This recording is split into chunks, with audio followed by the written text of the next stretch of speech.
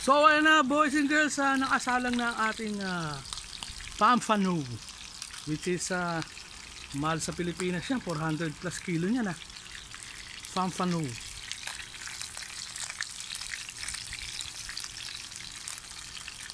Kita ba?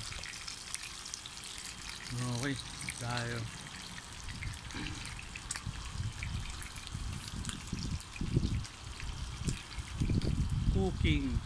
Cooking with art. Yung garahe, yung mga kotse. Ay, wala, dilim. Luto na tayo.